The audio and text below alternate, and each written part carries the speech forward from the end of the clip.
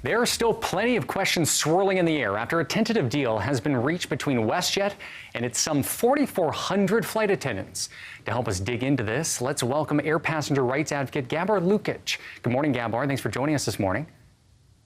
Good morning. It's great to be with you. Absolutely. The tentative deal was reached over the weekend. The union now has 30 days to ratify this agreement. Are you confident that this deal will reach the finish line?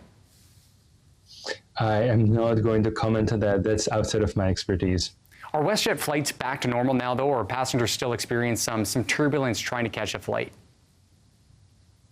What I'm hearing is that passengers are still having difficulty getting information, getting rebookings.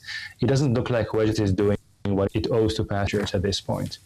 So what have you been hearing about passengers trying to get compensation and all of this, or trying to rebook canceled WestJet flights? At this point, passengers are reporting difficulties even getting through on the phone or chat and being left in the dark. They don't know when they're going to be rebooked, how they're going to be rebooked, and passengers rightly have rebooked themselves in many cases on other airlines. Those passengers will then have to present the bill to WestJet and demand payment, and if the airline refuses to pay, then collect it through small claims court. Gábor, we've seen disruptions over the last several years when it comes to airlines here in Canada.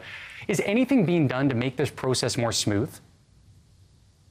Unfortunately, the federal government is not protecting passengers adequately. The air passenger protection regulations is significantly inferior to what our European counterparts have.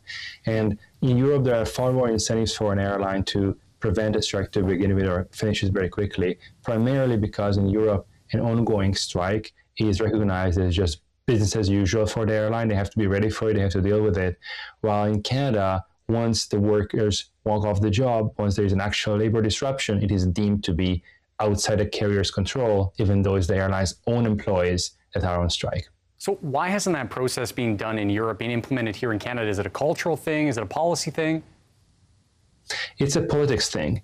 Airline lobbying and government unwillingness to really piss off the airlines, to government unwillingness to actually take actions that are going to protect the public, but perhaps airline executives, airline owners may not be that happy about it.